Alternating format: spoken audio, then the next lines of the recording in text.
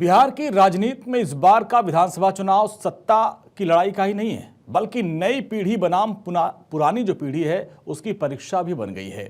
इस परीक्षा में तेजस्वी यादव जोर शोर से जुटे हुए हैं। आरजेडी के युवा नेता और लालू प्रसाद यादव के राजनीतिक उत्तराधिकारी तेजस्वी यादव ने पूरी ताकत झोंक दी है। पिछले चुनाव की तुलना में उनका अभियान काफी एक्टिव था।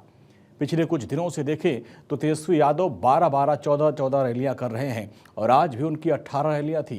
तेजस्वी यादव आधी आबादी को साधने में पूरी तरीके से जुटे हुए हैं।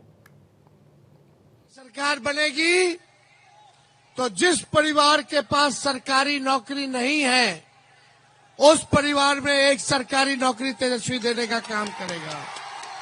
और यही नहीं, माताओं बहनों के खाते में सरकार बनेगी तो जब खरवास खत्म होता तो मकर संक्रांति आता है, वो दिन हमारे गरीब माताएं बहने के खाता में 30,000 रुपया तेजस्वी डाले के काम करी।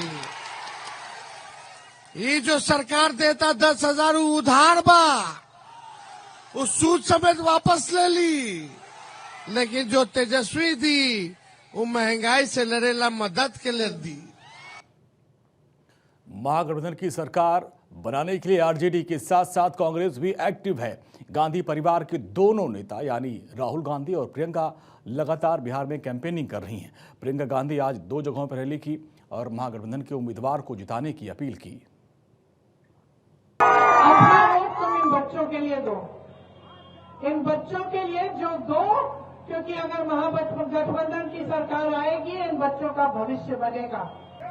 और सरकारी नौकरियां जो आज खाली पड़ी हैं वो आपको दिलवाई जाएंगी। हर गरीब परिवार में जिसमें आज रोजगार नहीं है उसमें कम से कम वो एक रोजगार देने का प्रयास हम करेंगे।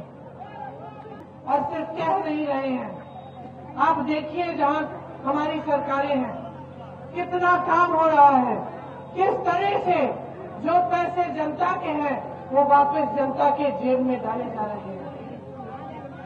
देखिए समय आ गया है बदलाव के लिए। आपकी आंखों के सामने सब कुछ है।